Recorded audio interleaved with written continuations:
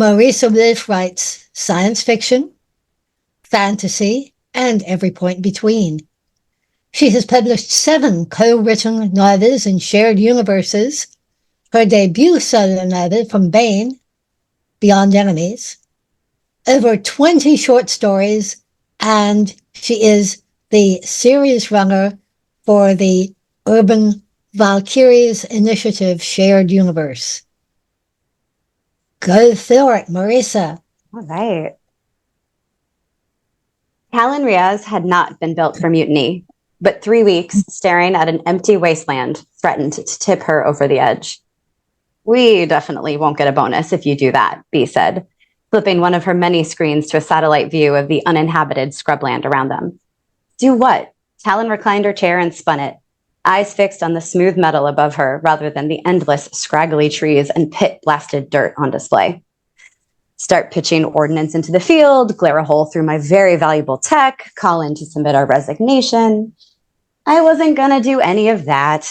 Talon heard the petulance in her own voice and groaned. What was the point of running a state-of-the-art weapon of mass destruction if there was nothing to mass destruct? Tell me you have a better idea? I can fake a heat reading and call it in, then we have to mobilize and check it out. And that's a less bonus risking choice, is what you're telling me? Talon did not glare in the general direction of her partner, given the artificial intelligence that had grown with her since infancy encompassed the whole of their tank. That was quite a feat. But she made sure her sigh was fully audible.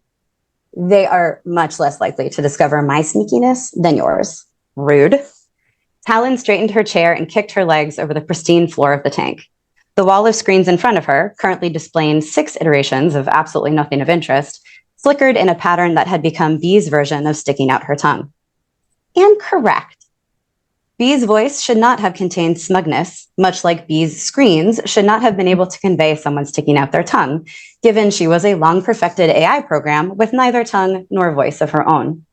Despite, or because of nearly 30 cycles of training, however, Talon had an endless list of things that Bee shouldn't be, and yet was. Talon supposed she should take some blame, as the bulk of Bee's learning had been alongside Talon's own as part of the United Colonial Forces Artificial Intelligence Troops Elite Service. The AITs were the premier fighting force of the UCF, so they were told, genetically engineered for the AI partially embedded throughout their neural pathways. It felt far less than elite out in the field and out of their training strings. Before long, the top-tier AITs had started referring to themselves as the Eights, out on what might as well be the 8th front of a never-ending war, which was perhaps why no one in command had noted Bee's oddities, and Talon would never report anything that risked putting them on even more boring duty. She trusted Bee immeasurably more than the nitty techs and the distant command structure of UCF, and as their pairing continued to pass inspections and reviews, nobody was likely to take exception. Unless that's why we're out here. Talon frowned at nothing and shoved herself upright out of the chair. Use your words. Bee laughed, a curious sound of tortured metal twisting and scraping against itself. You don't like it when I assume. Like it stops you, Talon muttered, smiling despite herself. But is that why we're out here on the back edge of nowhere's nethers? They figured out we're out of spec? Talon. Bee paused, and her screens shifted with methodic intent, the pictures zooming out from their immediate view to infrared, then to a near-satellite reading, and finally to a mid-planetary system black and white rendering. Talon expected a correspondingly bulleted list, but Bee made her single point with great patience. If they thought we were off, why would they leave us in a tank? They don't have to be scared of a tank, even a tank as fancy as ours. They do have bigger weapons than us. Her argument was rote, her shoulders eased even as she spoke. But not better. Talon laughed and swung her arms into a half-hearted stretch as the last of her paranoia seeped away. The 8 program had existed for some 80 cycles without any spectacular failures. No one in command looked sideways at their little science projects anymore. Gene selecting and brain mapping had led to the sort of human who could provide a welcome host environment to an AI. Programming and code editing led to an AI who didn't overwrite said host. The 8s worked because their combination resulted in threat assessment, threat addressment, and overall adaptability 5 times better than a standard human could handle, double what an unsupported AI could do. It wasn't like the old days. Training an AI to value some life and disrupt others with targeted malice had been a process fraught with errors civilians didn't stand for, and had resulted in failure far more often than celebrated victories. until some genius had decided to embed those AIs in humans, trained the resultant parent extensively, and put both through a rigorous, allegedly well-researched process. Despite her and B's idiosyncrasies, they'd exceeded in their first 3 postings, setting themselves up for the end-of-service bonuses available to a successful pair that was selected to be cloned in perpetuity for the glory of the UCF.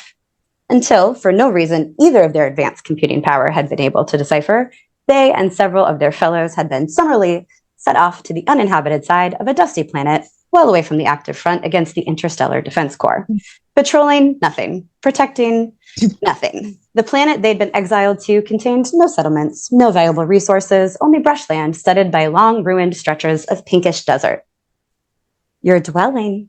No one likes a dweller. How long do you think they'll leave us out here? She paced the handful of steps between the screens and the bench in the back that served such glamorous purposes as uncomfortable bunk, cover for storage, and cubby separating waste disposal, trailing her hands along the comms bank on each pass. Are you asking me to poke into secured channels and eavesdrop? Conjecture will do. Talon paused, ran her fingers over her bare scalp, and grinned at the screens. Besides, I know you're always listening. No telling when they're going to say the interesting stuff, B replied, a hint of shearing metal in her tone. Given nothing is happening, and nothing has been happening, I estimate they will leave us here for somewhere between another week and forever. Very precise, B. Well done. Talon stretched her neck to one shoulder, then the other, until something clicked satisfyingly at the top of her spine. Let's walk our chain one more time. Hold on. She froze for a solid second before leaping the handful of paces back to her chair. Her hands hovered over the crossbelt, not wanting to jinx anything by fastening the restraint for action that was so very unlikely to come. Her patience had frayed exactly enough for her to poke B for an update when their comms buzzed. Ziggy to Breezy, you on? Where else would we be? Talon muttered, spinning the chair to tap the channel open. Ktel Tagana and her AI partner Zidi had been in Talon and B's training class, and it was small comfort to have reunited on this endless posting. Breezy here, Ziggy. You got a hit? Zidi just pinged something? Vibrations with no corresponding data, sending coordinates. You read? We read, B said, her voice distant, and Talon confirmed aloud to Ktel. UCF had poured a great deal of money into ensuring AIs couldn't communicate directly with each other. The money had not been well spent, but that was something the Eights had silently agreed to keep from the general command structure, which meant in times of potential action, when a commanding officer might want to review comms leading up to an event, they were very careful about who said what to whom. Did something hit the other side of the planet? Talon asked, running through the various possibilities. We have eyes everywhere, B said, flipping screens to various satellite views like someone fanning the pages of a book. There's nothing. Either someone's digging really, really far down or someone's gotten really, really good at hiding from us. Talon clicked her crossbelt, swung her chair fully forward. Turrets on, weapons loaded. Confirm, Ziggy. Confirm. Weapons and turrets, good to go. Twisted trees wavered in the unrelenting wind. Grasses stretched and waved. Nothing new pinged the sensors, as nothing had happened for months. Vibrations ebbed and peaked for 20 minutes and revealed no further indication of their purpose or cause. Talon's hand lifted from the control panel in front of her and hovered over her belt. Fastening it had jinxed them, that much was clear, but she wasn't ready to take their weapons back. Do you think income? The long stretch of prairie between their tank and Ziggy's exploded.